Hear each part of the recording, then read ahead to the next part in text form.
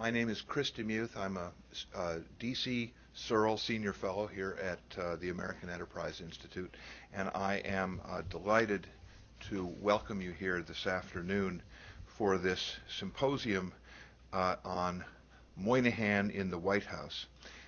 This symposium is sponsored not by AEI. We're happy to be hosting it, but the sponsoring organizations are the Richard Nixon Foundation and the Nixon Presidential Library and Museum. It is one of a series of Nixon legacy forums in which these organizations are gathering some old lions from the Nixon administration to reminisce, recollect, reflect on their experiences in the Nixon administration. A few introductions. These are going to be very brief. There are complete biographies at everybody's place. But I want to say that the Nixon Library and the Nixon Foundation always have a moderator who is from the outside, a disinterested expert who will try to keep everything on the up and up and to try to keep it from descending too far into war stories and hagiography. And we're really delighted that for today's session we've been able to get Steve Weisman to come over from the Peterson Institute to moderate our forum. A distinguished journalist, correspondent, bureau chief, senior writer for the New York Times for many decades. He has just come out with a book that's been getting a great deal of attention, Patrick Moynihan, A Portrait in Letters of an American Visionary. Now today is a Moynihan fest, not a Weisman fest, but I want to say this is a sensational book, and we have a copy for everybody here to purchase as soon as the session is over in the anteroom. Please stop by. We're eager to help Steve with the merchandising part of this wonderful project of his. Before that, we're going to hear two initial words. Jeffrey Shepard, my old friend from White House days, who was a White House fellow in 1969 and went on to be associate director of the domestic council all the way through 1974, will make remarks on behalf of the Nixon Foundation. But before that, it is a particular honor that we would have with us today, speaking for the Nixon Presidential Library, David Ferraro, who is the archivist of the United States. He was for many decades with the MIT libraries. He was the university librarian of Duke University and director of the New York Public Libraries before his appointment by President Obama and his confirmation just a year ago. And he's the kind of person who, when they come into public service, you think that there is real hope for our government, that we can attract people of such distinction. I'm going to call on Mr. Ferraro to make initial remarks. We'll then hear from Jeff, who will turn things over to David Weisman. Mr. Ferraro, please.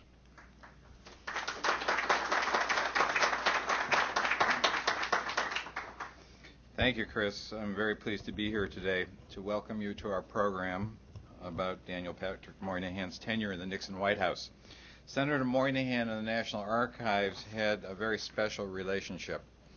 At one point, he lived across Pennsylvania Avenue from our main building and was known to call one of my predecessors about cleaning the pigeon poop off the heads of the statues of the future and the past in front of the building. And for decades, he was a driving force behind the creation of the Pennsylvania Avenue Development Corporation and its work to revitalize that stretch of Pennsylvania Avenue between the Capitol and the White House. The result is what I see out my window every day, a magnificent avenue lined with stately government buildings, museums, restaurants, apartments, embassies, and commercial establishments.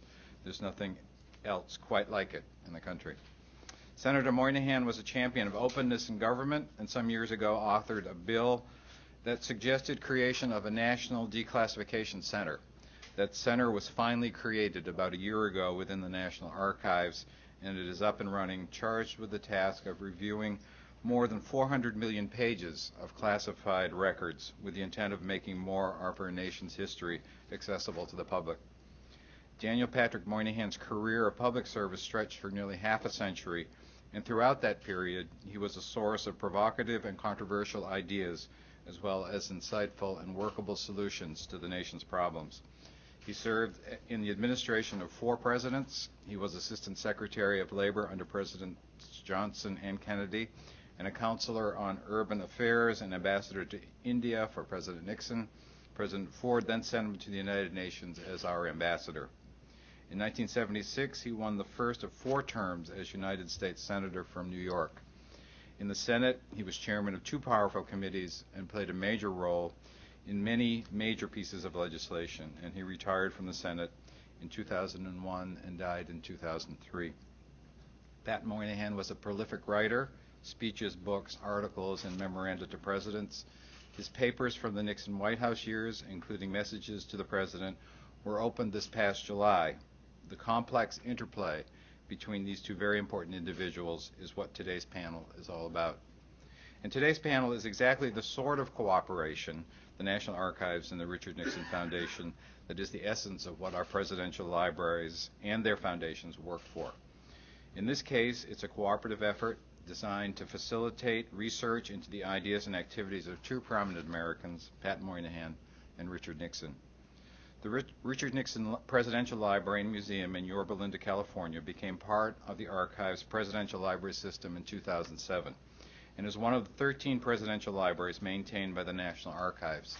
The groundbreaking for the building that will house the 13th Presidential Library, the George W. Bush Library, takes place in Dallas next week. This past summer, the National Archives moved more than 42 million pages of Nixon administration documents from storage in the National Archives in College Park to the Nixon Library in Yorba Linda, California.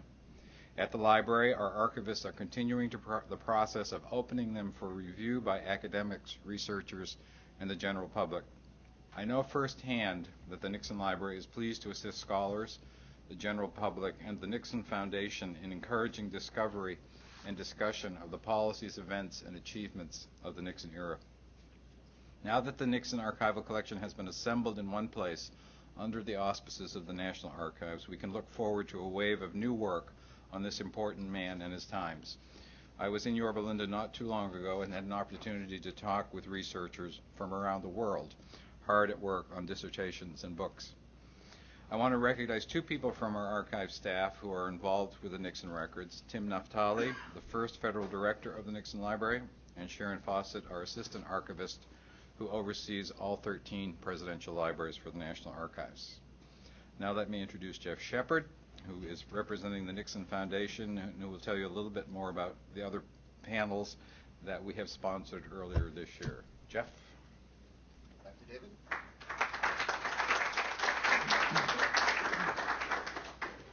As David said, the archives, which the Nixon Library now belongs to, has moved 42 million pages to the Nixon Library. And in celebration of that, we've been putting on a series of panels. In the great scheme of things, the archives owns the records. And if you remember Warren Beatty's famous quote from the movie Shampoo, we've got the heads. We know where the alumni are from Richard Nixon's staff, and we assemble these panels so they can talk about the why and the how these documents were written. It's a wonderful combination. It's 40 years late, but you see they're relatively young people, so it works. This may be our best panel because this is almost all of Pat Moynihan's young staff. And each of them, as you can tell from the program, each of them has gone on to a significant career. It was a magical time, and it was a very talented group of people. And you'll get to hear from them in just a second. Richard Nixon may have been the best prepared individual to be president in our lifetime. Congressman, senator, vice president for 2 terms, and then seasoning as a private citizen for 8 years. He knew what he wanted to do, and he wasn't afraid of new ideas. This is a man who had been on the public scene for decades. And he brought to his staff in senior capacities, the most senior capacities, 3 individuals who hadn't supported him in his campaigns. Henry Kissinger, who was a Rockefeller protege. Arthur Burns, who was head of the Council of Economic Advisors under Eisenhower, and we believe his heart was still with Ike. And Daniel Patrick Moynihan, liberal Harvard professor. And Nixon brought them in because he wanted an exchange of ideas. And what we're going to have today is reminiscence of one of those, of two extraordinarily strong individuals. And the interplay of Pat Moynihan and Richard Nixon is what this panel is all about. With that, let me introduce our moderator. We're just tickled to death to have Steve with us. You can show your appreciation by buying his book. Steve?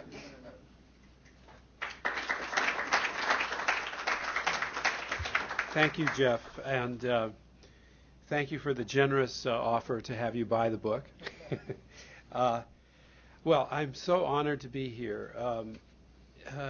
This book, which I want to talk about for a few minutes before we go into the panel, has been a labor of love, but it also was made possible because of the tremendous the existence of these wonderful institutions, the library, the foundation, the National Archives, and of course the Library of Congress. I don't think I realize, and I don't know that Americans realize, what jewels in the crown of our government these institutions represent. They preserve our history. They make it possible for us to build on our experience collectively. The people who work there are generous with their time and effort.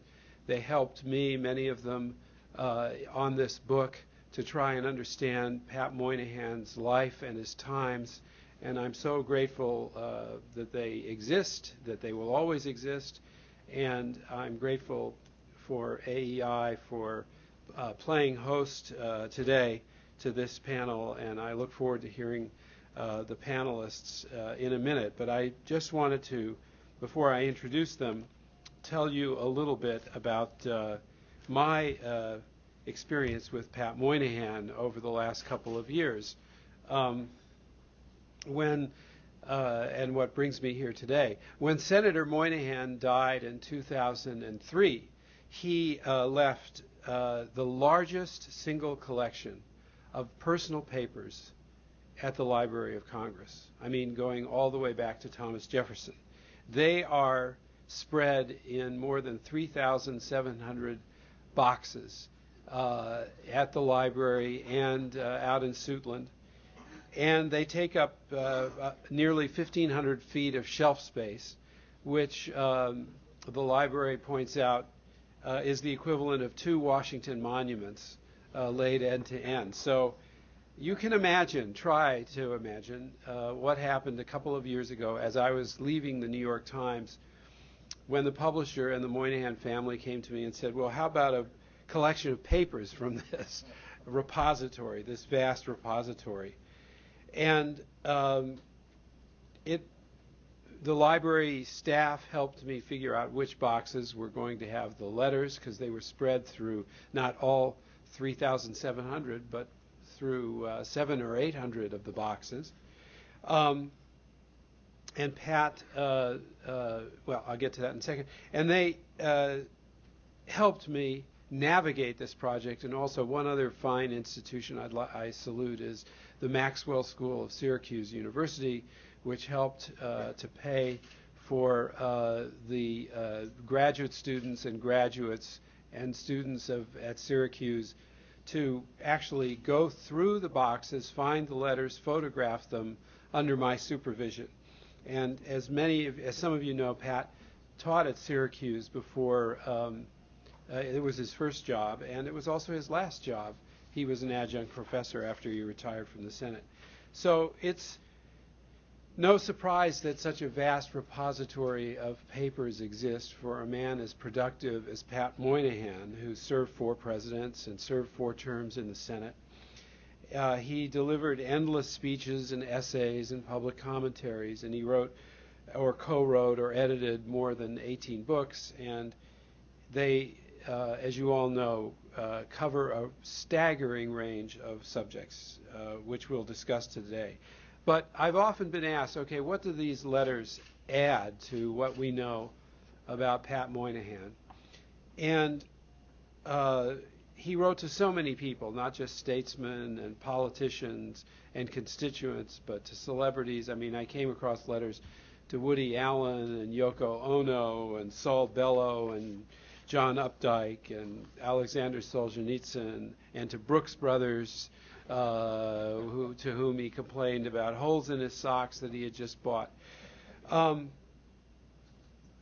I think that the letters do not paint for us a different Pat Moynihan, but a Pat Moynihan who was more anguished about his controversies, more self-absorbed, more vulnerable, more filled with both a sense of pride and, on occasion, a sense of grievance than has been than the public perhaps understands. And so many of these emotions come out in the Nixon era letters, and we're going to talk about that period. So I just want to say a couple of contextual comments about that. The emotions that we see through Pat Moynihan and his mixed feelings and his probing and his intellectual probing into issues especially of family and culture actually begin in his diaries when he was a student at the London School of Economics in the early 1950s after the war. And we learn from those writings that he had this troubled and complicated relationship with his parents. His family suffered when his father abandoned the family at the height of the Great Depression. When Pat was only 10, he never saw his father again. And in public, Pat never talked very much about his upbringing. And we'll hear from his former colleagues, but I think it's also true that he didn't talk very much about it at all, even to his own family and his intimate friends. But in the letters, we can see how he suffers feeling let down by his mother and father, and how he talks about his, what he calls, emotional attachment to father substitutes and fear of rejection from them. Now, why am I going into this here? Well, I think that what comes out of his personality is something of what Pat represented and what a lot of us loved him for. First, he was obviously passionate about the family. And only 12 years after he was writing about his own broken family, 12 years later, he was an Assistant Secretary of Labor writing to Lyndon Johnson, saying directly to Johnson, "You were born poor, you were brought up poor, you came of age full of ambition, energy, and ability because your mother and father gave it to you. The richest inheritance any child can have is a stable, loving, disciplined family life." And clearly, Pat was taking his personal experience, transmuting it into his policies, and talking to President Johnson as a young man about something that he never had himself. But there was another aspect to this, which brings us to what we're going to talk about today, which is really a rare quality, and especially now in this contentious time. And that is that out of this unstable life, Pat brought a lifelong devotion to the stability of institutions and of government and of presidents, no matter which party they belong to. There's a really striking moment, Checker, I guess you were there, following President Nixon's resignation in 1974, when Pat addresses the embassy in India, where he was ambassador. And he talks about how President Nixon was the third president in a row to be destroyed in office. He used the word destroyed, but of course, assassination, Johnson driven from office, Nixon effectively driven from office. But he adds, there is, I think, an institutional dimension with which we, who are in government, whose concern is with such institutions, who are part of them, ought to be concerned. The letters remind us how hard it is to shore up institutions by trying to occupy the fractured center of American politics. There's been a lot of attention paid to one particular quote, which George Will in one of his columns cited as a great quote, and I'll close with this. From Pat. In 2003, when he was quite sick, and perhaps knowing that he didn't have that much time left, he took the trouble to sit down and write a note to himself, which we found in the papers. And it recalled, in turn, some thoughts he had composed in lectures he had given to Harvard in the 1980s. In some 40 years of government work, I have learned one thing for certain, he wrote in the last month of his life. As I have put it, the central conservative truth is that it is culture, not politics, that determines the success of a society. The central liberal truth is that politics can change a culture and save it from itself. And then the killer final sentence. Thanks to this interaction, we are a better society today in nearly all respects than we were. Not only in this comment does he define sort of the yin and yang of our politics, which we were all reminded when we, having gone through this election. But what I love about this quote is that Pat sees this interaction, which we all have a tendency to say is ugly and deplorable, and isn't it awful that we're having these messy debates, that Pat felt that the debates over these questions are what make us healthy. We can't avoid them. Their interaction strengthens us, and it strengthens our democracy. So I think that's what he brought to public life, and I think when you hear the stories that we're now going to hear from our panelists, what he brought to the Nixon administration, where he was a hybrid. He was an interloper in some ways, a Harvard professor, not the only one, since Henry Kissinger was there as well. They didn't always get along so well. And he saw things in that period that, when we look at them today, he told Nixon about global warming in 1969. He tried to find new solutions to family and racial divisions. He advised Nixon to understand what was just starting as a feminist movement. And yet he also talked about preserving institutions and the stability, not just of families, but of American institutions, its institutions of higher education in particular, at a very contentious time.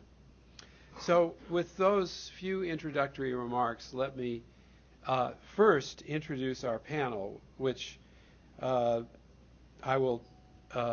which does not really need an extensive introduction. But we'll hear first from Chris DeMuth, an old friend, who was not only, of course, president of this great institute, AEI, from 1986 to 2008, but he was a staff assistant to the president from 69 to 70 and worked for Pat Moynihan on model cities and other programs. Later he practiced law, taught at the Kennedy School, and was a top official in the Reagan administration, where I think we first met, Chris. Steve Hess, another old friend, was deputy assistant to the president in 1969 and was chief of staff to Pat Moynihan. He later served in the administration as chairman of the White House Conference on Children and Youth, and he joined the Brookings Institution in 1972. And he's been a fellow on faculties at Harvard and George Washington University. He's written so many books about journalism and politics and leadership. and he served at the UN General Assembly and the UNESCO General Conference. John Price was counsel to Pat Moynihan in 1969 and later succeeded him as executive secretary of the Council for Urban Affairs and was special assistant to the president. He was a key staff member for Pat Moynihan on welfare, hunger, nutrition, urban growth policy, health care, health insurance policy, and he worked in New York for many years in finance, and he's now president and CEO of the Federal Home Loan Bank of Pittsburgh. And finally, Chester E. Checker Finn, who was staff assistant to the president in 69-70 and worked with Pat there. He had been a doctoral student of Pat's at Harvard and later worked in New Delhi and then in the U.S. Senate. And I think when you were working for him in the Senate was when we first met Checker. He's been a professor at Vanderbilt University, an assistant U.S. Secretary of Education, and a fellow at Brookings, Hudson Institute, Manhattan Institute, and president now of the Thomas Fordham Institute at Stanford's Hoover Institution, and a prolific writer about one of the best in the country on education issues. So let's go to the panel. And first, Chris, we'll hear from you. You want to come here, right? I'll leave the mic on. Thank you.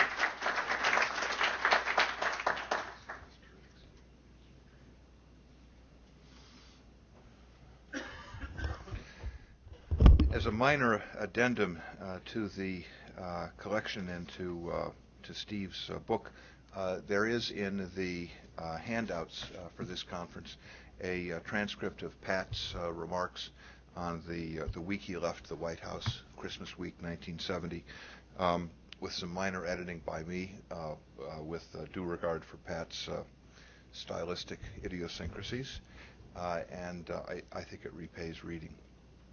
We think 2010 has been a tumultuous political year, but it has been a genteel tea party compared to 1968, the year that brought Richard Nixon and Daniel Patrick Moynihan together. In April, Martin Luther King Jr. was murdered in cold blood, igniting race riots across the nation where dozens of people were killed.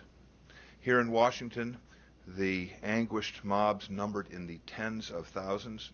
Buildings stretching many blocks up 14th Street burned for 5 days. 14,000 Marine and Army troops, the largest military occupation of a city since the Civil War, patrolled the streets and finally held the rioters at bay 2 blocks from the White House. 2 months later, Robert Kennedy was murdered point blank the evening he won the California Democratic primary, which would have sealed his nomination for the presidency. In another 11 weeks, at the Democratic Convention, Chicago was once again seized by bloody riots. That violence was merely the worst of the mayhem running throughout the year, the result of furious divisions over, first, the Vietnam War, and second, the circumstances of black Americans and poor city communities following the heady days of the Civil Rights Act of 1964 and the War on Poverty and Great Society programs. Pat Moynihan, Harvard professor, director of the Joint Center for Urban Studies, was a liberal Democrat and had been campaigning with the anti-war Robert Kennedy the week before he was shot down. In the course of the year, Pat published 2 astonishing essays in Commentary magazine. In May, after King's murder, The Democrats, Kennedy, and the Murder of Dr. King. Then in August, after Kennedy's murder, The Professors and the Poor. We, he wrote, we liberal intellectuals have since 1960 been at the center of political power and have had our way on virtually everything we cared about. We began with supreme confidence in our ability to control events, abroad and in our own society, through bold interventions guided by our brilliant ideas and idealism that would confront injustice, right wrongs, and set the world swiftly on a better course, not only better, but more stable, more united, more harmonious. And after 8 years, what have we got? Some historic achievements, to be sure, the Civil Rights Act, but overwhelmingly national disintegration. Riot, bedlam, angry disillusionment, especially among the poor and the black on the one hand, and the privileged, educated young on the other. The rise of new forces of political radicalism and militancy, in some a republic, quote, approaching a condition of instability. Were we perhaps a bit too sanguine about the willingness of the world to accede to the rational theorizing at which we excel? Quote, we liberal Democrats had best begin asking this question of ourselves, or else others, Richard M. Nixon for one, will surely be asking it for us. And of course, Pat was himself bristling with answers to get that conversation going. The architects of the war on poverty in great society had been disconnected from the actual harsh circumstances of black urban poverty and oblivious to the intrinsic social pathologies that any serious anti-poverty effort would need to confront, especially joblessness and family dissolution. They had been too smitten with fancy abstractions, especially the community action idea at the center of the war on poverty, and too uninterested in practical necessities, especially the need to get large numbers of black adult males into the world of work. And we good liberals have been too dismissive of conservative policy ideas. Here, he mentioned Milton Friedman's negative income tax and Melvin Laird's proposal to replace categorical federal grants with general-purpose revenue sharing. Above all, the intelligentsia had been too little interested in mundane questions of program design, effectiveness, evaluation, that is to say, too little interested in results. These essays, addressed to political liberals filled with largeness of spirit, ardent to recover meaning and purpose from the ashes, were instrumental to Richard Nixon and Pat Moynihan finding each other. After the election, I was working at the Nixon Transition Office at the Pierre Hotel in New York City. The president-elect was intent on finding a general Democrat or two who might be induced to join his administration. He had been greatly stirred by the 2 articles in commentary by Professor Moynihan of Harvard, where I had recently graduated. Did I know the man? Might he be suitable? What did he go by? Was it Daniel or just Dan? I did know him slightly, at least well enough to specify his proper familiar name. And so I was dispatched as secret courier to Cambridge, Massachusetts, and I'm sure that historians will one day recognize my mission as the progenitor of Henry Kissinger's secret trips to Peking. Preliminary discussions were held, possibilities explored. There was an exchange of documents. Pat was receptive, and when the president-elect and the president-elect and the professor met at the Pierre, they hit it off instantly.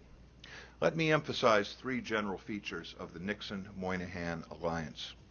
First, it was not only the traumas of 1964, but also the circumstance in that year, but not very much longer, that both the Republican and Democratic parties had both liberal and conservative wings, which made bipartisan collaboration natural and genuine in a way that is difficult even to imagine today. Still, there is no other recent example of a prominent party activist of one party ranging freely around the top councils of a White House of the other party and being its spokesman on central issues of domestic policy. Something more was at work in the chemistry of the 2 men. Steve Weisman has said a bit about this, and Steve Hess, I believe, will have more to say. Second, both were intellectuals with strong practical streaks, acutely aware of constraints, of the inherent difficulties of things, interested in administration and political tactics, interested in results. This disposition earned each of them the contempt of many intellectuals before they met. Nixon from the start of his political career, Pat in the angry reactions to the Moynihan Report on the Negro Family in 1965. Both felt the hurt of those experiences very acutely and surely shared and sympathized to a degree with each other's hurt. But what really brought them together was something positive, a shared fascination with the interplay of ideas and action, with the challenge of translating plausible ideas into practical results. Outflanking the yakety-yaks in the media and the universities was only one aspect of that practical challenge. And Nixon was not at all averse to the professoriate per se. His first-term White House was dominated by them as never before or since. The heavyweights with access and influence were Professors Moynihan, Kissinger, Arthur Burns, George Shultz, Paul McCracken, and Herb Stein. Third, the criticism of Pat as an opportunist, happy to go with the flow of political power, which sometimes you heard back then and sometimes still echoes today, was and is a calumny. To be sure, Pat was a highly ambitious man, aware of his extraordinary gifts and determined to use them to move the world.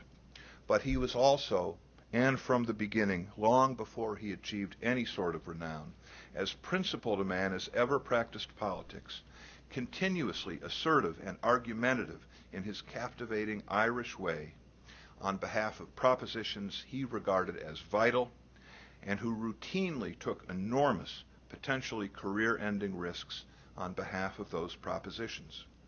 Thanks to Steve Weisman's magnificent collection, we can see Pat dropping notes to candidate Nixon and to his speechwriter confidant Ray Price in the course of the 1968 campaign. These were not the letters of a pandering office seeker. For one thing, they were congruent with his arguments to Harry McPherson in the LBJ White House at the same time. Even more, they were congruent with Pat's Professors and the Poor essay, to which I have alluded. There, he had lamented the omission from the poverty programs of an energetic effort to increase employment among black men. Read the essay and then read his letter to Nixon of October 24th. He praises the candidate's recent campaign address for making it clear and explicit that employment is the key to social stability. Then he pivots to urging resistance to Republican businessmen who would tolerate more unemployment as the price of fighting inflation, on grounds that would translate into far higher black unemployment with terrible social consequences. Pat, in private, among kings and courtiers, was utterly at peace with Pat, the public intellectual. I've called Pat's relationship with President Nixon an alliance, and it was genuinely such. The conventional wisdom is that Pat conceived his White House mission as saving the Great Society and poverty programs from retrograde republicanism, that he was a big spender, constantly at odds with the flinty tightwad Arthur Burns, that he invoked Disraeli to seduce Nixon away from genuine conservatism. This is a confusing oversimplification. For one thing, Pat could inveigh against government extravagance with the best of them, and as in his vigorous opposition to the president's advocating government financing for a civilian supersonic airplane. For another, he would spend hours on the telephone with Nixon's liberal critics, advocating the administration's policy and decrying their opposition carnivals as defecating in the streets. Actually, he used a different word than defecating. That's my expletive deleted. For another, although he and Arthur Burns did indeed conduct a battle royal over welfare reform, the conservative-liberal divide was a very different thing in those days, and Burns himself was far from a tightwad, as we were to discover. Burns's tenure as chairman of the Federal Reserve, 1970 through 78, was an ignominious failure, precisely because he followed the counsel of Pat's campaign letter to Nixon, gearing monetary policy to the short-term unemployment rate rather than long-term price stability, and thereby producing a devastating upward spiral of both prices and unemployment. But I would like to make the point with a concluding war story of my own. My primary assignment in 1969 was to immerse myself in the Model Cities program and figure out what to do with it. although President Nixon had told Pat to get rid of model cities. Neither the President nor Pat nor anybody else in the White House had much idea of what the program was really about, and my charge from Pat was characteristically open-ended and amorphous. Model cities, enacted in 1966, had been the apotheosis of the Great Society programs, its crowning grandiose failure. This program promised to transform selected cities around the nation into gleaming, happy, problem-free Shangri-Las, succeeding where urban renewal and the war on poverty had failed, through a combination of rational planning at the local level and massive concentration of funds from the federal level in response to those plans. I approached the program with the earnestness of youth and was horrified by what I discovered. The local plans were nothing but boilerplate grant-seeking.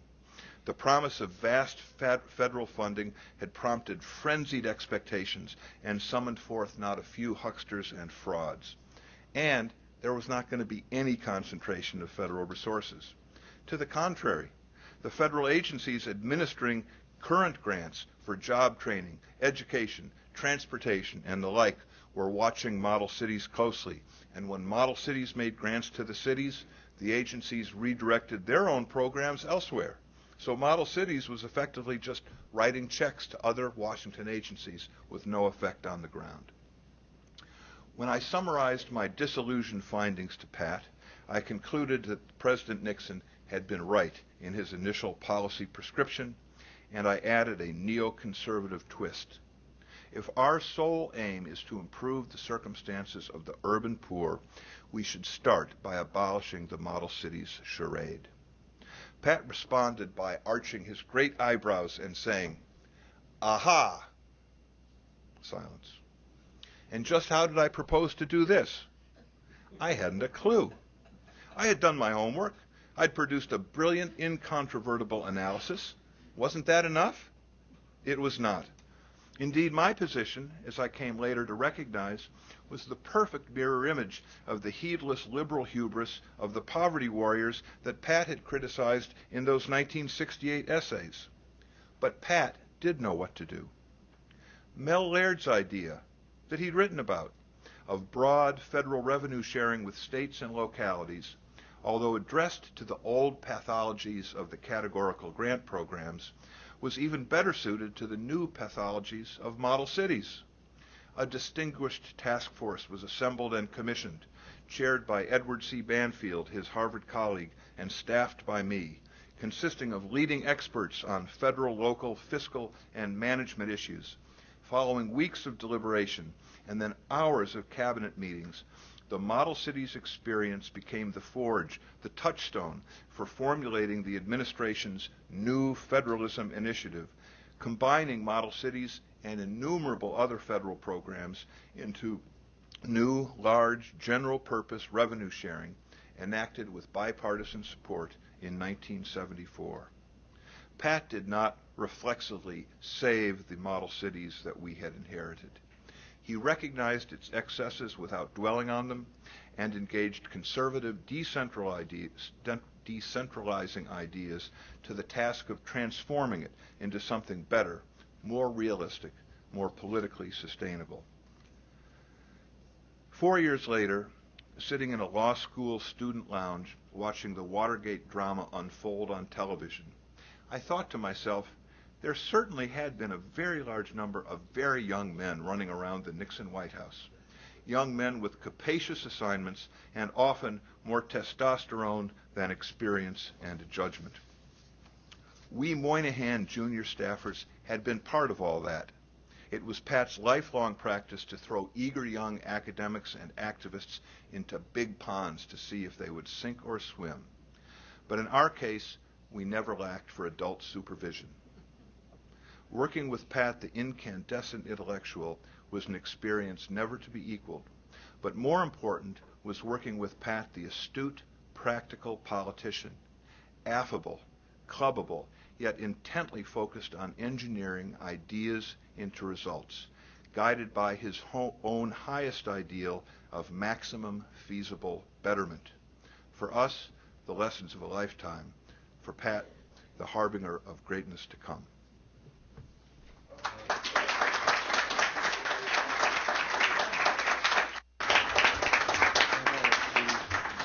Very beautiful and very moving, Chris. Steve Hess. Okay, I should just say, Chris, that when Pat Moynihan moved to Washington at that time in December and took over Averell Harriman's mansion in Georgetown as his own, drank his wine as his own, and it just said, in a sense, here's your staff. I was to be the chief of staff. And I said, my God, to myself, I'm going to be sitting on a nest of hummingbirds. I mean, there was 22-year-old Chris DeMuth, you just heard him. And we were just about the staff. There's a couple missing. One who's not here was Dick Blumenthal, who was also 22 years old, the senator-elect from Connecticut. I should say that Dick Pat and I had offices in the basement of the West Wing, and the others were in the Eisenhower executive office. Dick had a desk outside my office. His speaking for him, since he's not here, he had the most minor part of our agenda, which happened to be the District of Columbia. Washington, D.C. did not have home rule, and if it were ever known, I think publicly, that we had turned over the District of Columbia to a 22-year-old, I think we would have been in a lot of trouble, but he was a very smooth 22-year-old.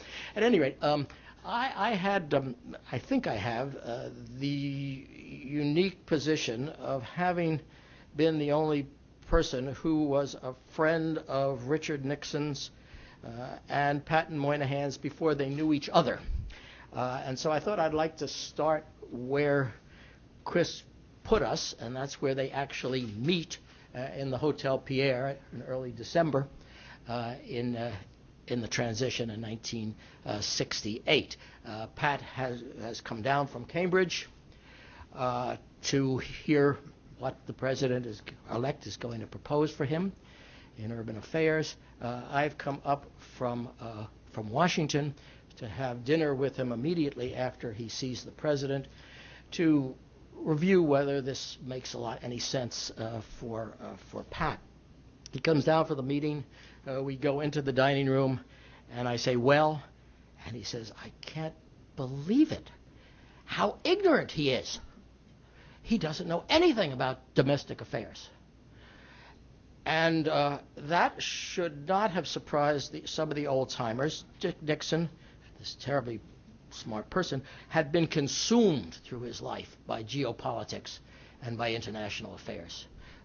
In fact, I can remember when on Election Day in 1962, running for governor of California, and he called me and I said, Dick, do you still think you're going to lose today? And he said, yeah, but at least I'm never going to have to talk about crap like dope addiction again. This was not. So Pat Moynihan instantly learned something that was a very, very valuable lesson. He learned as a professor that he was going to have a student who was the President of the United States, and it was a tabula rasa that he could work on that remarkable mind of Richard Nixon's. So on January 20th, Nixon becomes president. Pat Moynihan becomes the assistant to the president for urban affairs, the executive secretary of a new institution which supposedly was modeled after the National Security Council, which would have the president, the vice president, and appropriate cabinet, domestic cabinet members. At that time, or I should say on August 8th of that year, Richard Nixon proposed the Family Assistance Plan, a guaranteed income for families with children, perhaps the most radical proposal of our lifetime, and from a president who had opposed it in the campaign. And what I will try to do in a couple stages of how this friendship or this collaboration got from here to there. I should say at the same time, the president appointed Arthur Burns, distinguished Columbia University economist, to his White House staff as well. And in his memoirs says that he had appointed Burns as the conservative as a counterbalance to Moynihan, the liberal. Perhaps it did work out that way, but the memoirs came 10 years later, and memoirs, we know, are a way of tidying up history. Actually, there were two unrelated reasons for the appointment of both. Chris has mentioned one in the case of Moynihan. Clearly, Nixon, a divisive force in politics through his career, who had just won an incredibly close election and was going to have a bring us together theme, really importantly needed a prominent Democrat on his staff. He had wanted Scoop Jackson to be the Secretary of Defense. Jackson, the senator, didn't want the job, and he approached Moynihan, who was receptive for the reasons that Chris mentioned. In many ways, after the Moynihan report, he was something of a pariah in the political arm of his own of the Democratic Party. Arthur Burns was a different situation. An old friend of the president's from the Eisenhower years, and he was penciled in to be the chairman of the Federal Reserve. The only problem was that job, a term job, was not to be available until January of 1970. And what do you do with Burns in the meantime? Well, the answer is you treat him with great respect. He put him on the staff. He made him counselor. He was the only member of the staff who had cabinet rank. And he gave him a broad jurisdiction of domestic affairs, which, of course, was greater than Moynihan's of urban affairs. Alan Greenspan, last week in another session like this that Steve was running, said, well, of course, in this competition, Burns was going to win. He just expected that would be. That was not the way it ultimately ended up, at least with the Family Assistance Plan, is really what I'm going to touch on, the various elements that went into this. The first one, by the way, is very clearly in this remarkable book that Steve Weisman has put together, beautifully edited. And if you go to the section that includes the memoranda that Moynihan sent to Nixon, you will see what I think are the most remarkable set of documents that anybody in the West Wing, a staffer, sent to the President of the United States. They are called memoranda. That is clearly mislabeled. Memoranda of the President usually are one page long and are PowerPoint-ish and are something easy reading for the most busiest executive in the world. These, on the other hand, are long, they're complicated, they're convoluted, and what is so interesting when you read them, they are written to an intellectual. They are written not to a politician, but to an intellectual. And Nixon loved this. He read them. He started to write marginal notes. He started to send them to other people, which was a disaster for Pat because they leaked, of course, immediately. And I don't think that this was a plot on the strategy on the part of Pat Moynihan. It's just the way he is. He wrote these things. He sent them to the president. And this is the set of argumentation that you can read that based his first year at the White House. That was the first thing in the element. The second thing was the process. John may wish to talk more about it because he was more intimately, directly involved in the Urban Affairs Council. But this was a way in which Pat could suggest to the president what issues should be taken up, then set up committees to do that, and the chair to run that, and the staff to run that. And it meant that all of this, including the Family Assistance Plan, came through the council, so that Arthur Burns and Marty Anderson, his very talented surrogate deputy, were defensive. They had to respond to proposals that had come from the Moynihan operation. This was very important strategically. I should say, by the way, you who know the intra-administration struggles through the writings of Bob Woodward really need to be reminded that this was not like that at all. This is as it should have been, really. This was dueling Ivy League professors. They were not nasty. They were not mean people. Pat I think, truly respected Arthur Burns. I assume Arthur Burns did as well. The only thing is that they disagreed, that's all. The discussions, John may remember, there was a discussion, for instance, about late 18th century British poor laws. Can you imagine sitting in a cabinet room arguing about this? Yeah, and that where both sides are rushing out to get distinguished historians to back us up. I mean, we've got Gertrude Himmelfarb on our side. We've got Jack Plum from Cambridge on our side, and this is what's going on. I don't mean that these folks were not above a little banter that could move their point, making a point or two. You remember Marty Anderson wanted to push Pat into a position to say his proposal was a negative income tax.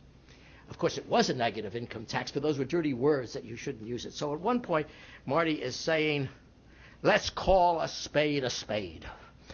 And Pat says, as Oscar Wilde said, anyone who calls a spade should be compelled to use one. Now, I thought he made that up, but actually I looked it up and he didn't make it up. That was Pat Moynihan. We didn't win all of them, by the way. Let me make sure. Pat, at one point, was very concerned about American Indians who were moving from the reservation into the cities, and to take over that piece of the action, he needed the Secretary of the Interior on the Urban Affairs Council, and he would send a memo to the president to put Walter Hickel on, and the president ignored it. He would send another memo to put Walter Hickel, the president ignored. Finally, he wore down the president, and he agreed, okay, you can have Walter Hickel if you want him. And so the two of us, Pat and I, go over to the Department of the Interior. If you've ever seen the Office of the Secretary of the Interior, is probably the largest office in Washington. It looks like a football field with a desk in the middle. And so we go in there, and Pat greets the secretary, the new member of the Urban Affairs Council, and he said, we would be honored, Mr. Secretary, if you would chair a committee on the urban Indian. And Hickel says, the Indian? No. Water. I've got water. Indians, I don't have Indians. Water, I have Indians. Indians, I don't. I mean, he really. And the two of us look at each other and try. We want to turn around and run out of there, but we back out of it, and so Pat never got a chance to do anything about the urban Indians, I'm afraid. Okay, we had this process going. We had the memos, and the next thing we had, which was very interesting and shouldn't really figure in many White Houses, but it was there, and that is Pat's humor. Pat's humor was a major asset in that White House. Remember, we're not talking about Aaron Sorkin's West Wing, full of people running in and out and so forth and with quips. This was Bob Haldeman's White House, a very great place, very quiet. The feeling around it was, the president is working, let's be quiet. And there was Pat Moynihan, who, as the president later said, I didn't agree with him, but he would light up the sky. Everybody on the panel should have at least one Moynihan story. One of my favorites is in the summer of that year, 1969, the president had gone off to San Clemente, which is, of course, wonderful. It means that it's quiet and you can get a lot of work cleared off your desk. Pat has gone off to the White House swimming pool to take a dip. That was before Nixon did something dreadful. He put a roof on top of it and made it more room for the reporters. And so suddenly I get a call at my office, quick, come up to the Oval Office. So I go up to the Oval Office, the door is open, Pat is standing there, we look in this Oval Office, which has been remodeled while the president is away, and it looks like an MGM Technicolor set of how an Oval Office should look. The gold is so bright that my son, who's over there, may remember when he was a little kid walking in there, and he was sort of blinded by the gold. And on every other seat of every chair, there is the seal of the president's.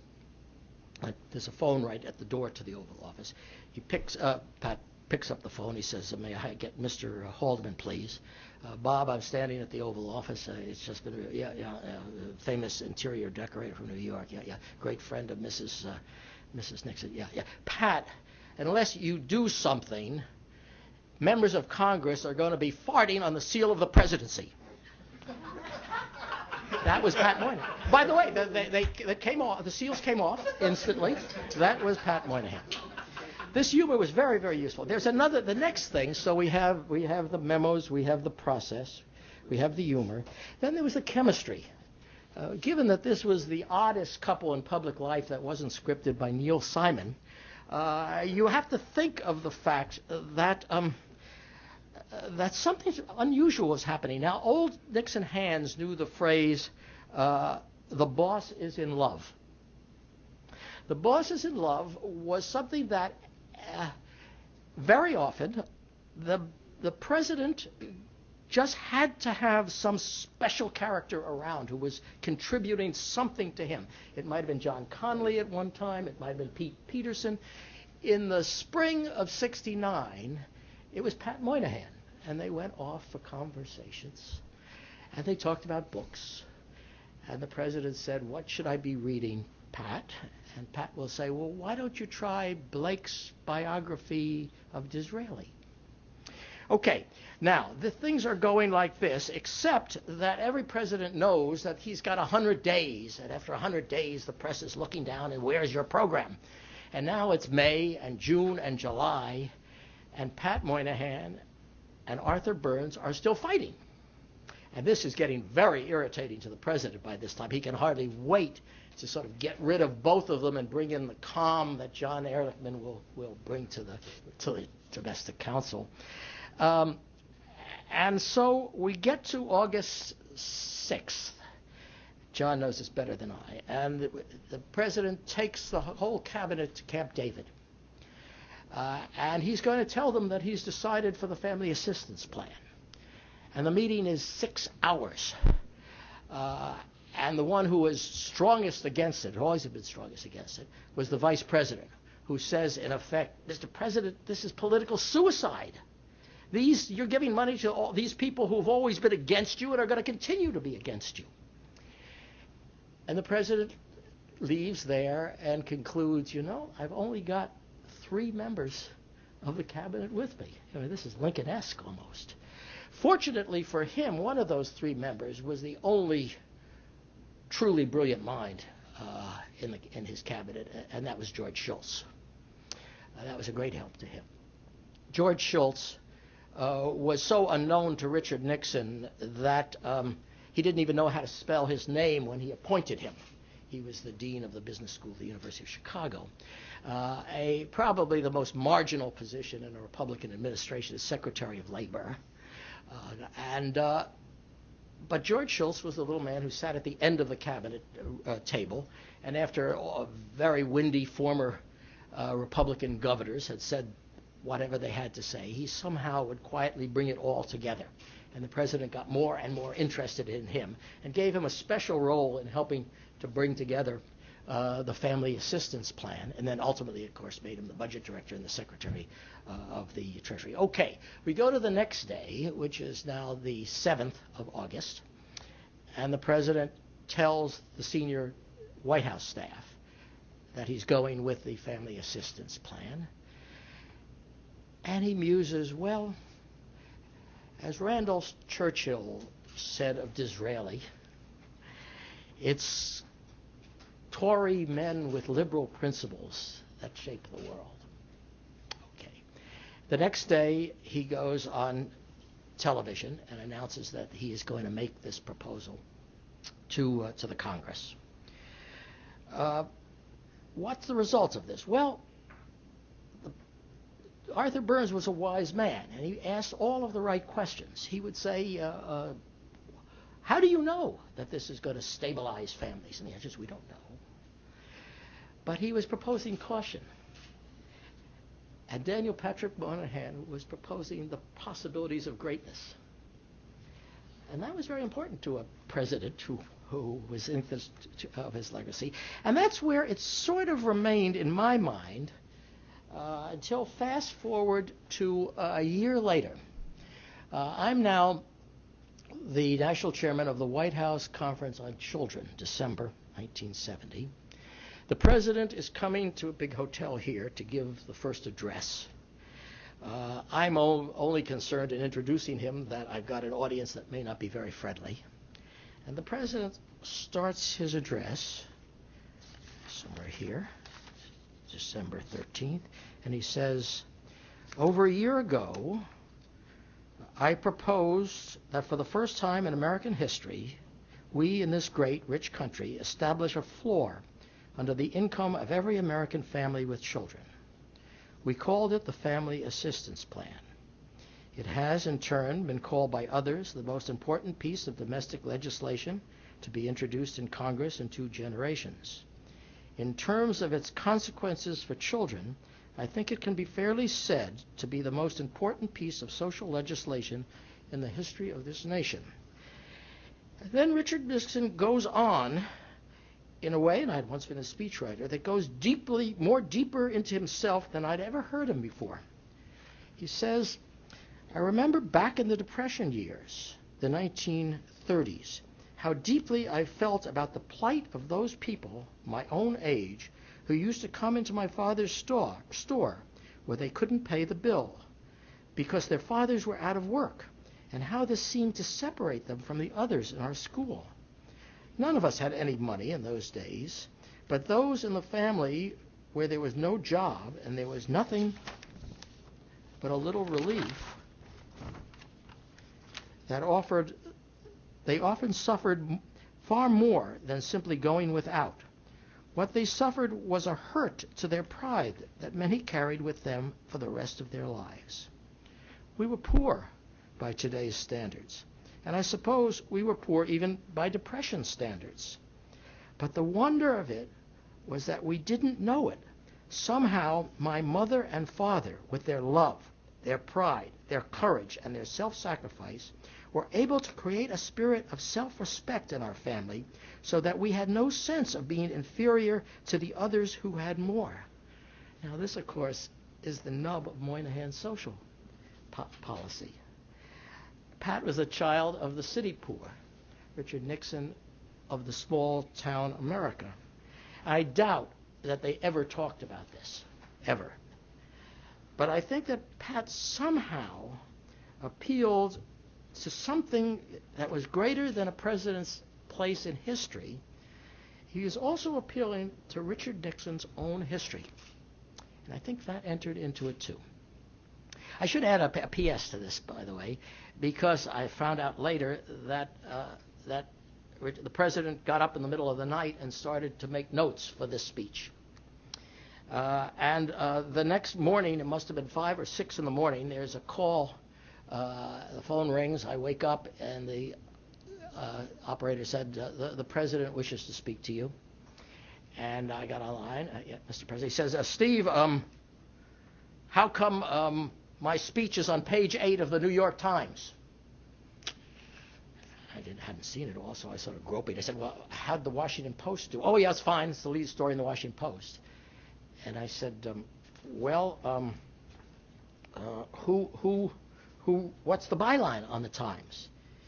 And he says, it's the AP. And I said, oh, you see, the Times had assigned Nan Robertson to write the story, but her husband is desperately sick and she's in the hospital.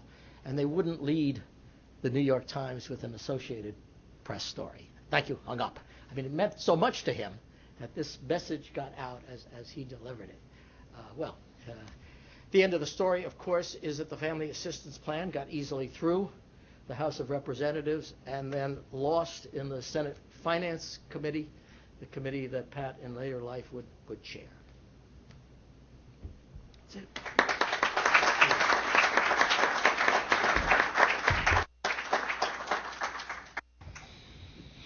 John Price. Richard Nixon, a tabula rasa?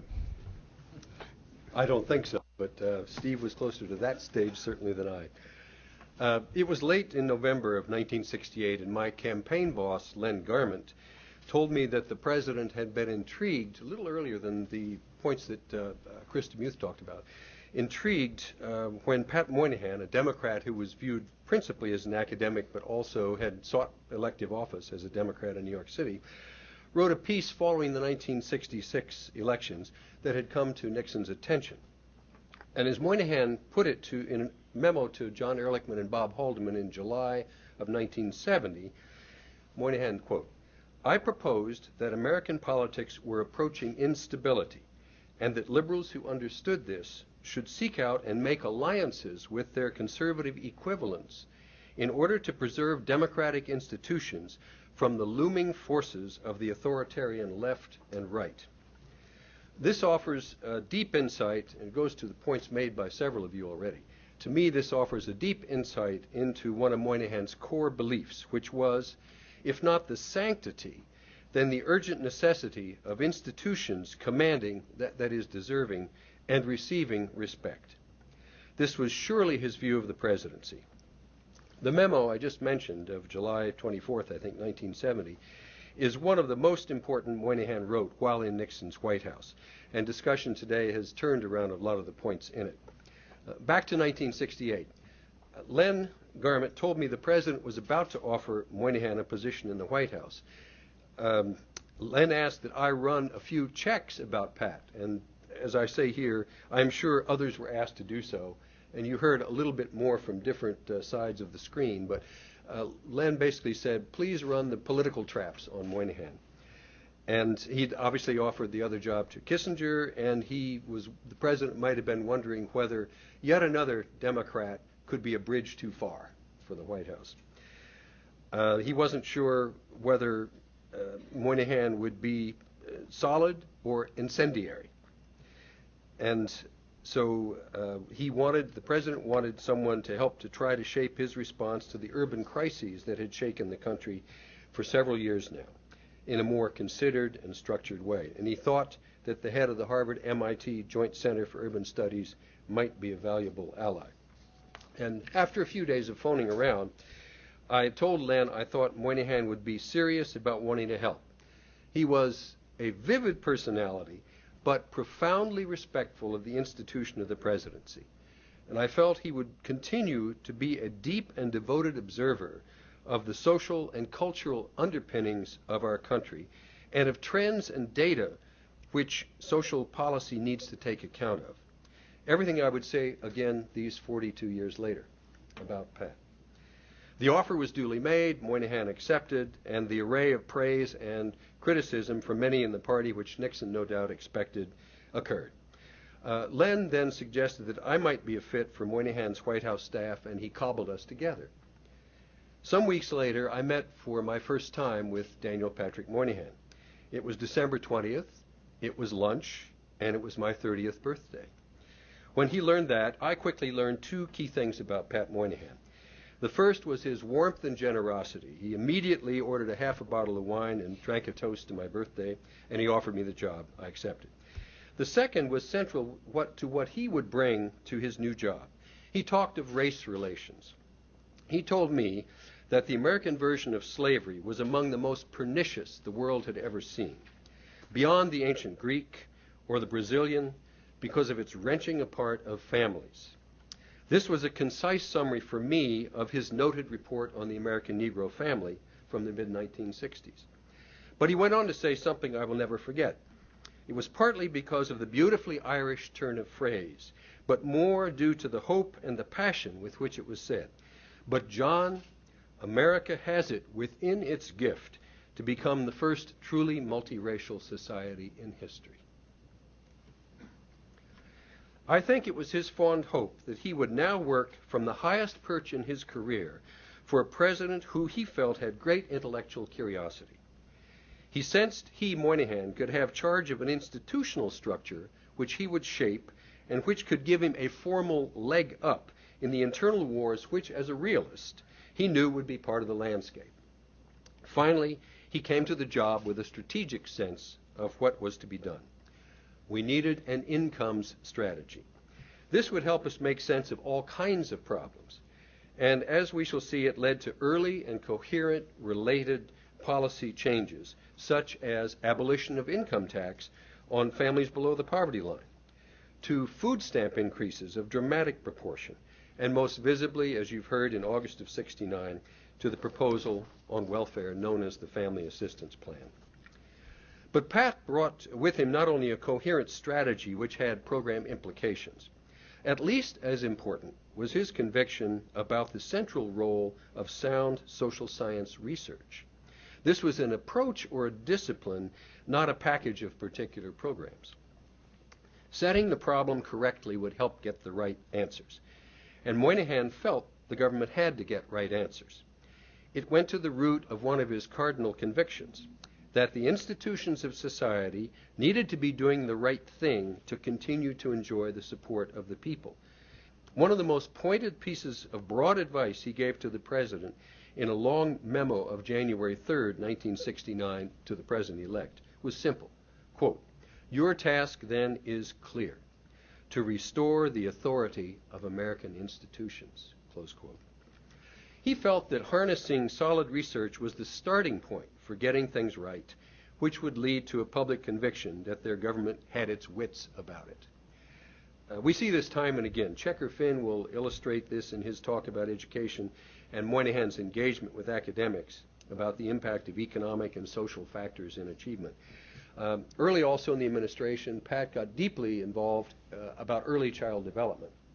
And he went to a Bruno Bettelheim, who had written a book called Children of the Dream, about the effects on young children in the kibbutzim in Israel.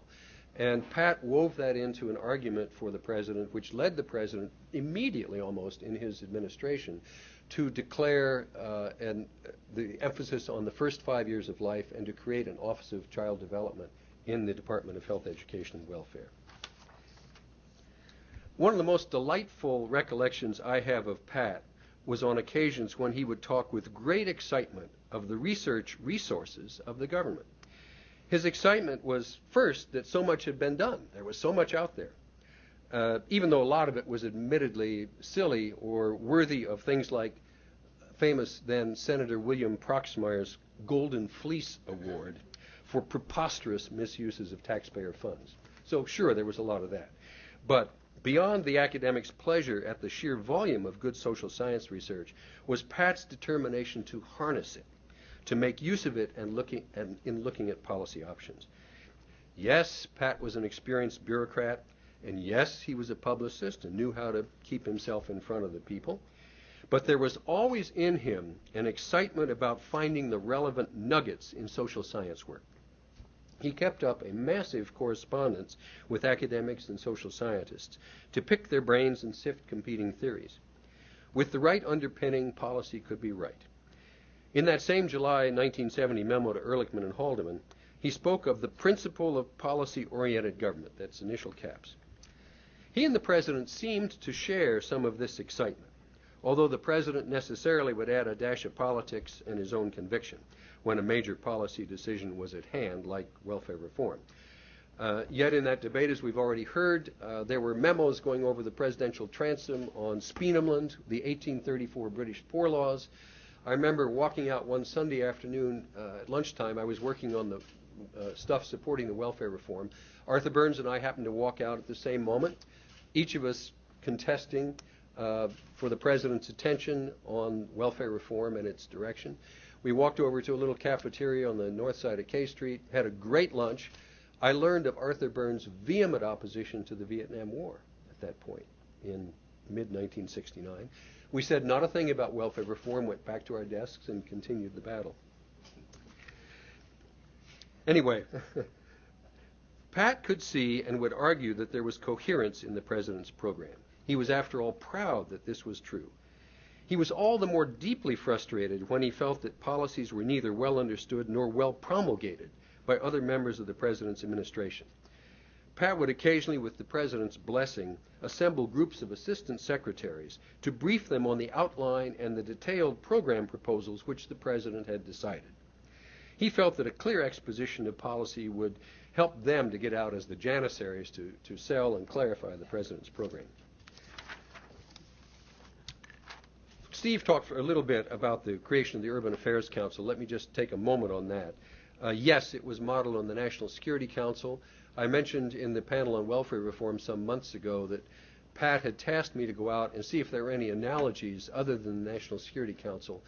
I vetted an OEO Economic Opportunity Council and the HUD convener power of the secretary, And I concluded in a memo to the President through Pat that he's going to have to sit there, that cabinet members are heliotropic. They like to turn and face the sun and not each other. And Nixon did, in fact, chair 21 of the first 23 meetings of the Urban Affairs Council. So Pat had his machinery. This point was mentioned earlier. He had the bureaucratic mechanism by which he could set the agenda to a great extent.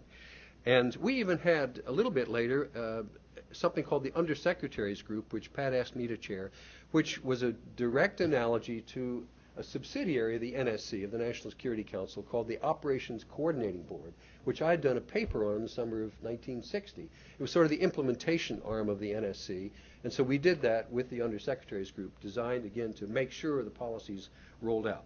As Steve mentioned, committees were created: internal migration, welfare reform, food and nutrition, later new towns and urban growth, not one apparently on urban Indians.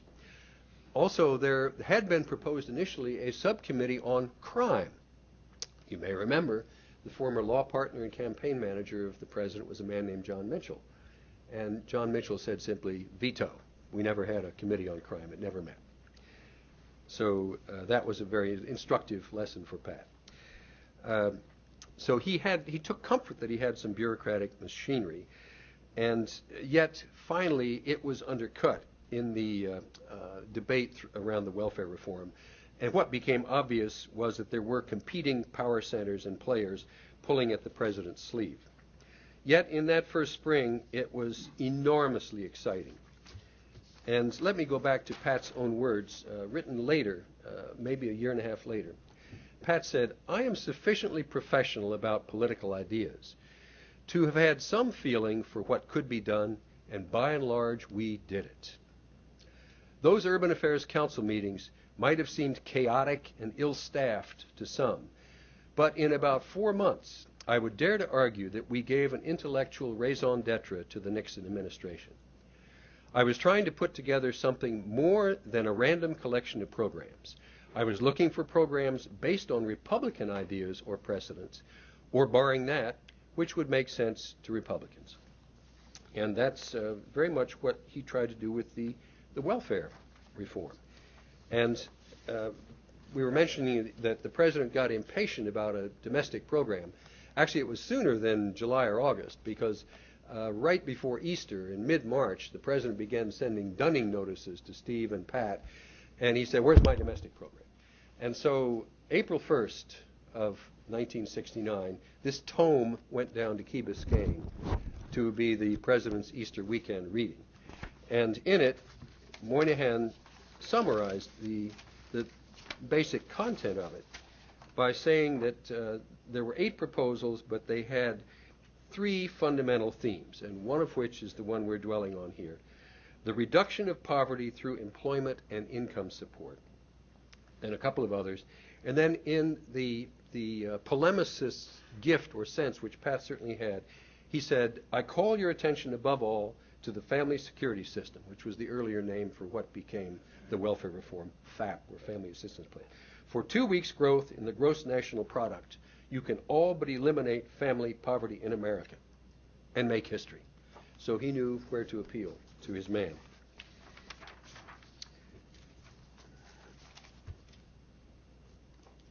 The details weren't yet worked out, but the battle lines were only beginning to take shape. One little personal story.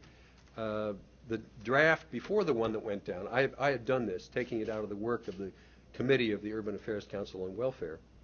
There were a couple of opposing options, which again we gave the president. Here's one option, here's another option, you choose. And I gave it to Pat, and on the morning of March 23rd, I think it was, and he then called me in his office at the end of that day, and he said to me, slapping this thing in front of me, he said, "Price, your prose is opaque." And so I stayed up all night long, and he had on his desk the next morning at 7 the draft which went to the president. But this is another wonderful side of Pat. He had this volcanic temper. It was a little stronger than what I said to you, like towering cumulus clouds in summer. But then they would so quickly dissipate, and there'd be the warmth and the charm and the friendship and the encouragement. I remember he was so generous to us. I suspect Steve would recall, but that first Christmas, Pat had made for each of us cufflinks of silver at Shrev's jewelry store in Boston. And on the outer part of the cufflink were our initials, and inside were DPM. Just a wonderful, sweet touch of his warmth. Pat also, showed flexibility. Having come in, and this is important, as an advocate of the Children's Allowance, which was basically what George McGovern proposed in '72, extraordinarily expensive, with the notion that it would all be taxed back. You'd give a children's allowance to John D. Rockefeller IV, but you'd tax it back. Huge price tag on it, but very much in fashion, very much thought to be the right answer by some of the goo-goo groups, the business groups and others who were focusing on this. But he showed flexibility because he was willing to leave that.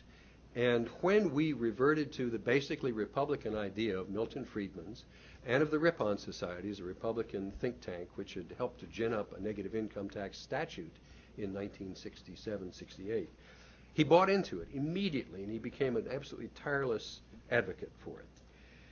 He and Nixon saw eye to eye on the divisive implications of many of the services programs. He liked the income strategy. He had this wonderful phrase, which to a kid who spent summers on his grandfather's dairy farm is intelligible. He said, the services strategy is like feeding the sparrows by feeding the horses. Now, if you think that through, you sort of get the picture. Anyway, it was a typically Moynihan-esque, colorful way of making the point that you don't want to go through a lot of intermediaries and other things. Let's get to the point of income and disposable income in the hands of families. What do we say to summarize Pat? He was an intellectual in politics, but very much a politician, who could sing "Goodbye, My Coney Island Baby" while munching a Nathan's famous hot dog in the middle of a campaign. He was a man in remarkable synchronization with the president he served. A man who spoke truth to power. A colorful, even flamboyant wit, and yet a man passionately committed to his country.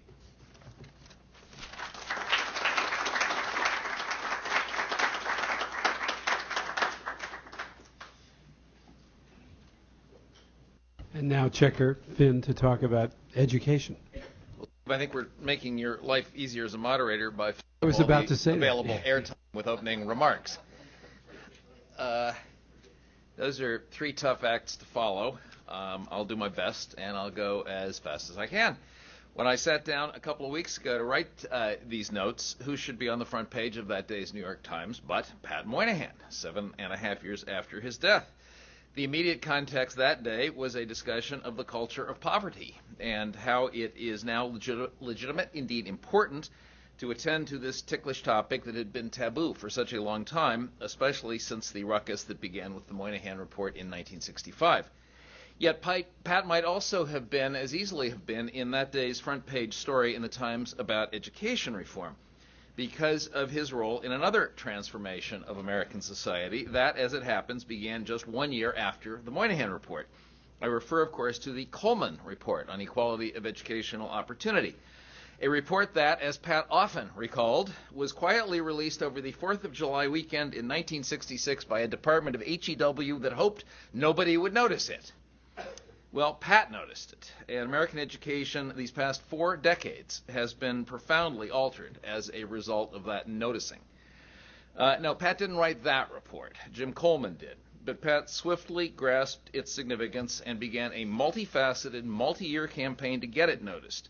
From an article in the Public Interest to the Harvard faculty seminar that he got Carnegie Corporation to pay for, to the important book that he and the distinguished statistician Frederick Mosteller published in 1972.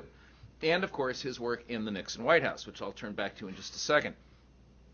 The Coleman Report and its data have been exhaustively analyzed and reanalyzed and interpreted and reinterpreted over the years and have been invoked in any number of debates about any number of education issues. I won't rehearse all that here, but one key finding has really never been challenged, and it's the one that has probably and I think profoundly transformed our elementary secondary education policies.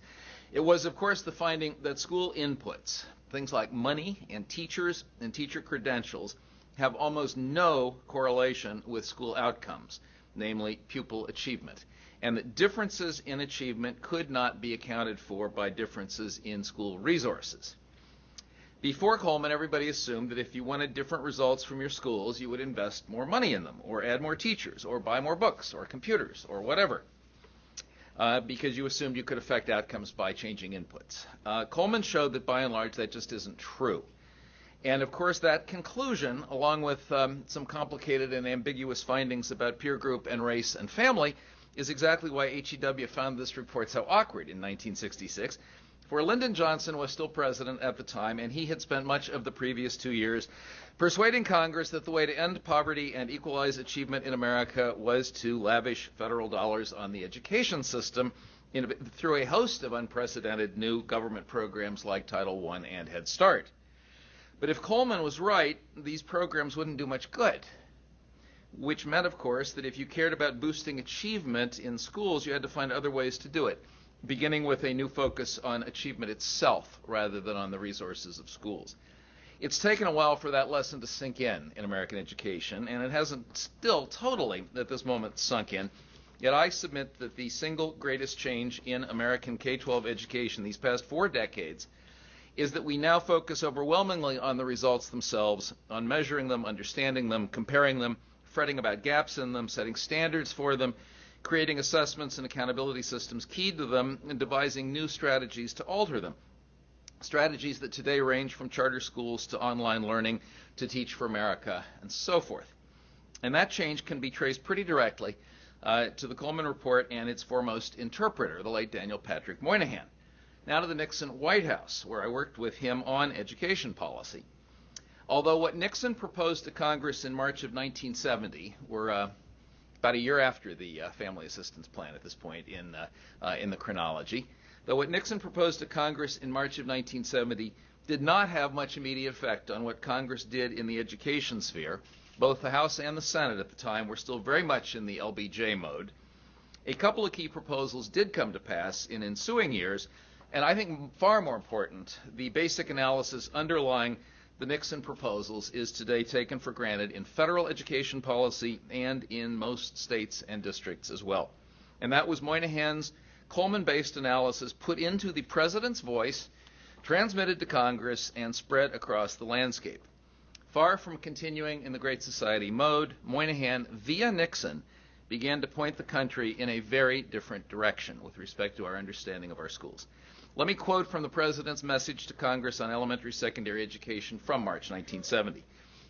This is from the White House documents. We must stop letting wishes color our judgments about the educational effectiveness of many special compensatory programs.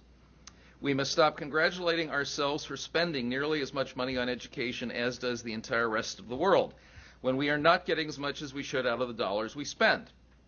Apart from the general public interest in providing teachers an honorable and well-paid professional career, there is only one important question to be asked about education: what do the children learn? Unquote. Less than 4 years after Coleman's study, his central finding had made its way to the nation's foremost bully pulpit and had become the basis for a substantial White House initiative. I will confess, I do not know how important this was to Richard Nixon himself. I know it was important to Pat, though, and I know that on these key issues, he prevailed in a White House working group that included Ed Morgan from the Ehrlichman team. Ed was my other boss at the time after the White House staff got reorganized. The very able Lou Butler from HEW, Jim Allen, the Commissioner of Education at the time, smart, tough-minded Dick Nathan from OMB, and a bunch of others. And the working group's recommendations prevailed with the President. There wasn't much pushback from other parts of the executive branch either. These recommendations didn't cost very much. Indeed, they can also be described as a response to a Congress that wanted to spend lots more on education. And it also needs to be noted that the White House High Command had plenty of other things on its mind, ranging from school desegregation to, as I said, the billions of dollars that Congress wanted to spend. But seen through a different lens, these Nixon recommendations from 1970 were a very big deal. They were part of a fertile, open-minded, do the right thing, even if it upsets apple carts, reformist era during the first couple of years of the Nixon administration. We've already spoken here of welfare reform and and revenue sharing as other examples. And they were very much part of the intellectually honest and policy-minded approach that Pat Moynihan brought to the White House.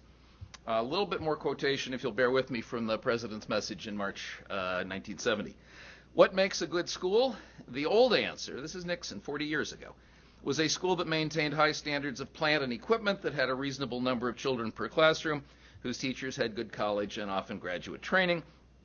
This was a fair enough definition as long as it was assumed that there was a direct connection between school characteristics and the learning that takes place in a school. Years of educational research, I'm still quoting Nixon, culminating in the Equal Opportunity Survey of 1966 have, however, demonstrated that this direct, uncomplicated relationship does not exist. And yet, observed the president in words that are italicized in the White House press office document, we know that something does make a difference. The outcome of schooling, what children learn, is profoundly different for different groups of children and different parts of the country. I could go on in this vein, and Nixon did.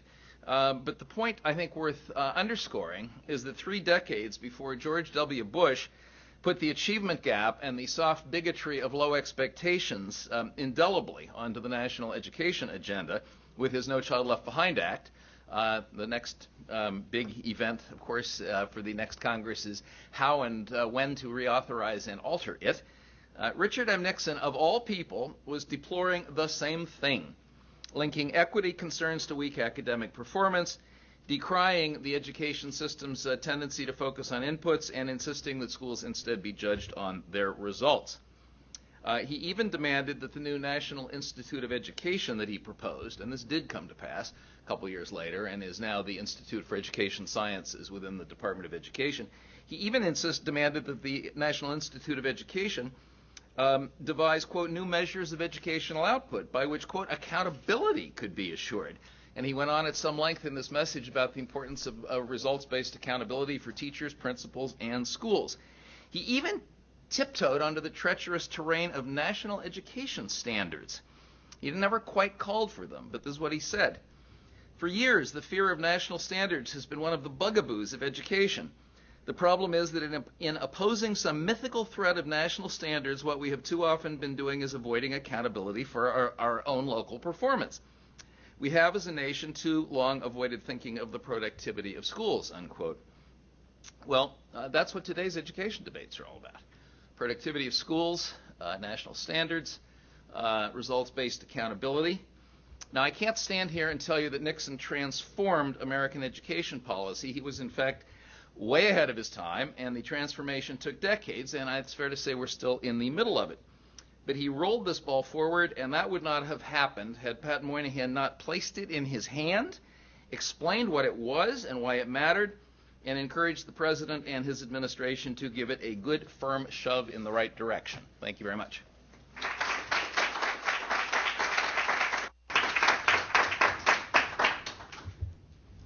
I would like to go to questions before long, but I wanted to toss a question at the panel, if the audience will indulge me, and see if we can mix it up a bit. One of the things that struck me in the letters is that Moynihan, in later years after serving in the Nixon White House, wrote an interesting letter to Anthony Lewis of the New York Times, saying, that Nixon was more liberal than we supposed at the time, and that you think now. And he cited the creation of the Environmental Protection Agency and, of course, the Family Assistance Plan and revenue sharing and a number of other things. But while he was at the White House, Pat Moynihan was struggling to also define what conservatism was, and wrote these very interesting memos saying that there was not anyone trying to pull together a conservative philosophy of government the way a liberal philosophy had been put together.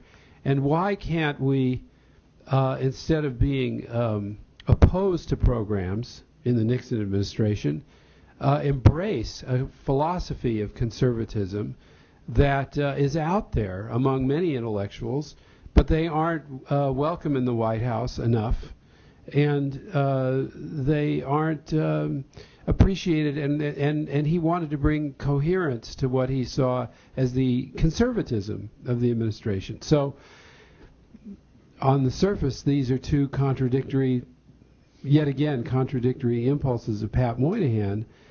But I wonder if you could address this issue, since we just come through another debate and then an election where it seems fairly clear now what's conservative and what's liberal, but it didn't seem so clear back then, maybe.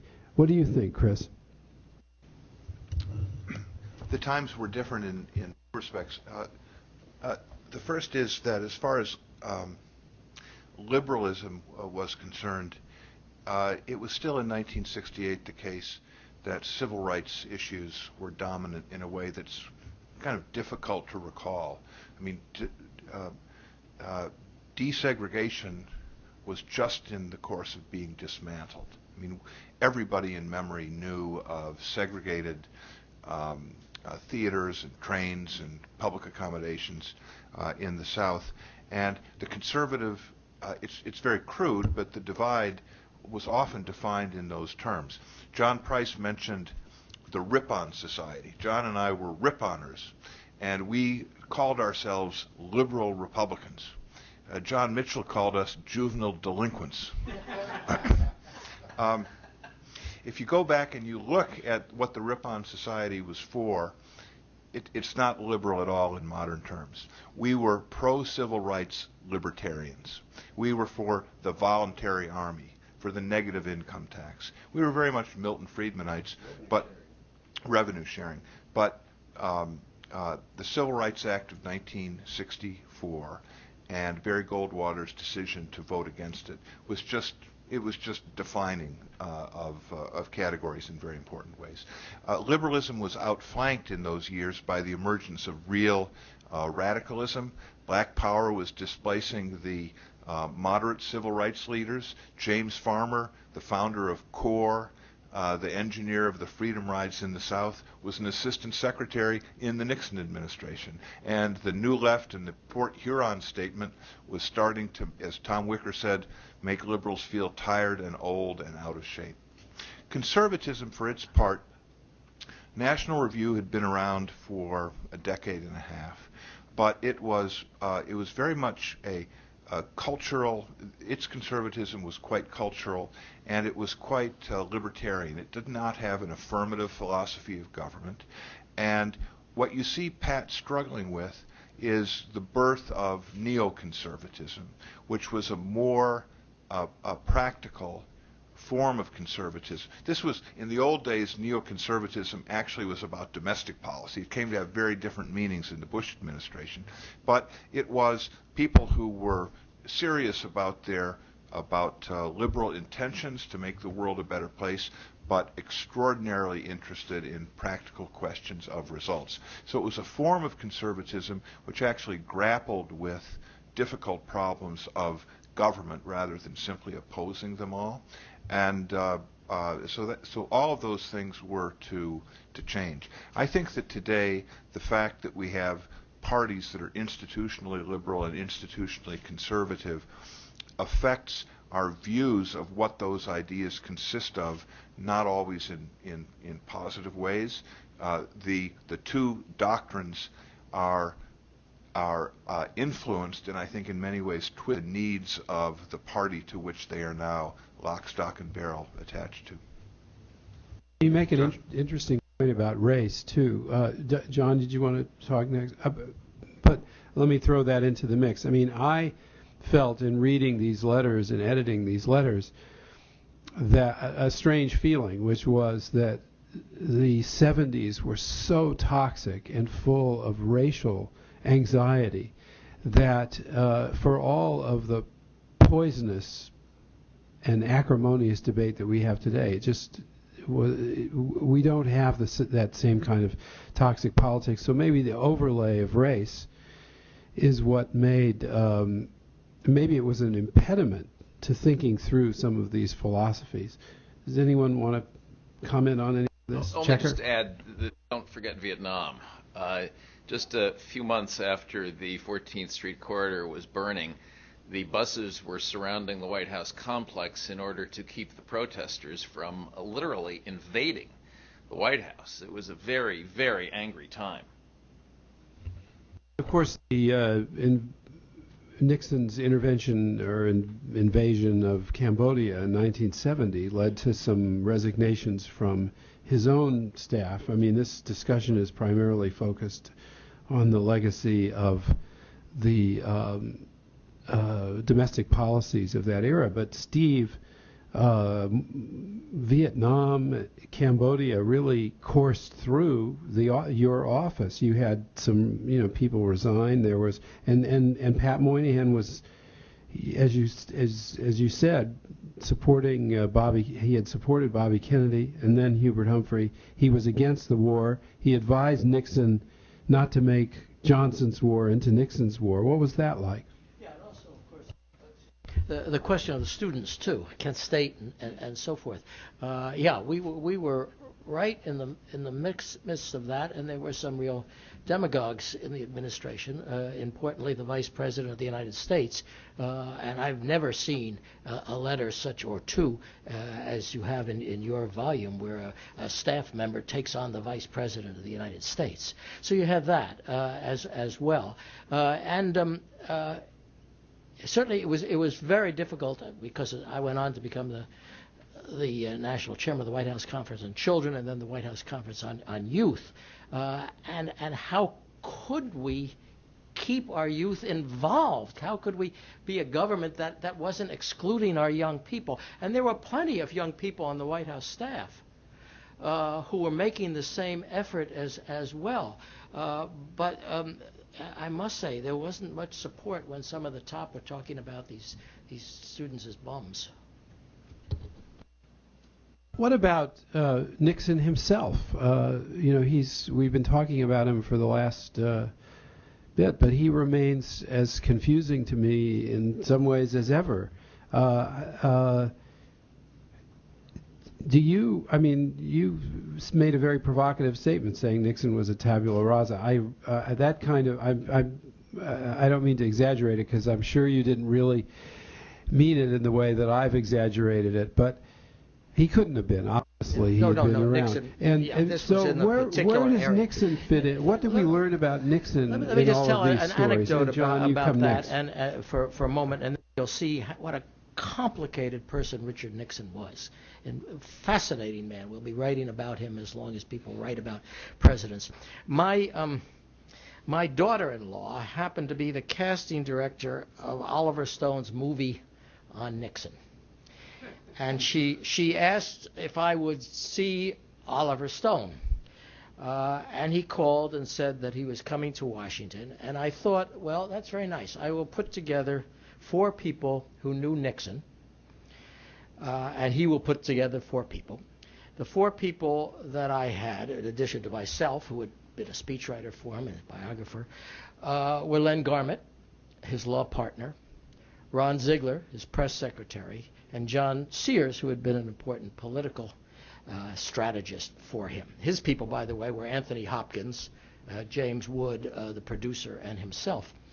And about midway in this conversation, Anthony Hopkins, who had said, "Call me Tony," I said, "Tony, note that here are 4 people who knew Nixon, who thought they knew Nixon very well, and each person is describing somebody else, a different person, from all the way through." Nixon, we're going to worry about that. We're going to worry about that as it becomes complicated, when in fact Pat Moynihan was having his own problems of what he really wanted to be. He desperately wanted to keep the label liberal, although it was far from where he was at the time. He rejected the neoconservative label that constantly comes through your things, and yet, in fact, they were his closest intellectual friends. So an awful lot of this was going on to a man who is so put these things two together, and wow, you have riddles within riddles.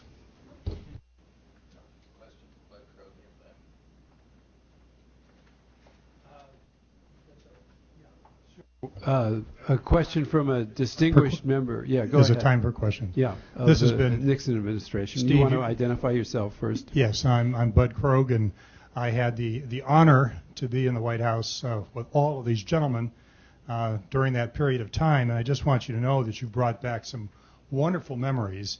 Pat Moynihan played a huge role, I think, in the lives of many of us in the White House staff. And Steve, I think you put in your book one incident that I'd like to tell right after the president's decision to invade Cambodia. We all know about what happened in Kent State, and I was having lunch over here at the Ritz-Carlton at the time, and a messenger came over with this information that 4 students had been shot. And it was just overwhelming, and I ran back to the White House. The first person I went to see was Pat Moynihan, and I said, this is what's happened, Pat. I know there's going to be some kind of statement that will have to be released about this. And he said, well, let me go to work on it. And some of you who worked with him know that he would wheel around and he'd start typing immediately. And he typed up this extraordinary statement that I think took into account what had happened. It was very compassionate, very direct, and I said, this is great. And I took it from him and I ran upstairs where they were working on a statement that was going to go out momentarily. And unfortunately, Pat didn't go with me. And I think, Steve, you point that out in the book, that if he had followed me up there, we probably could have prevailed with a statement that was more reasonable, more fair, and correct at the time.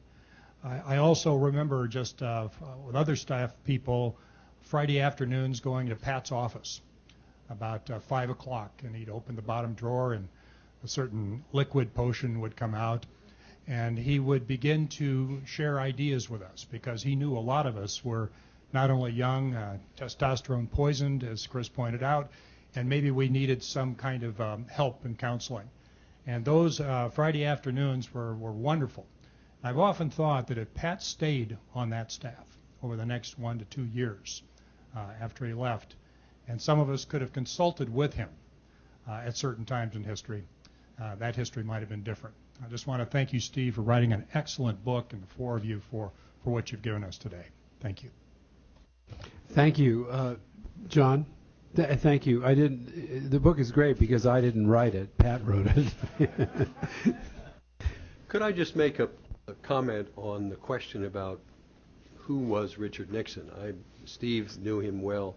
I had a fascinating evening flight in the summer of 1969 out to San Clemente, and sitting next to me in the back of this small Air Force plane was the wife of Bob Finch, who was Secretary of Health, Education, and Welfare, but who had had a remarkable career. He'd been, I think, one of Nixon's assistants while he was vice president. He'd been lieutenant governor of California.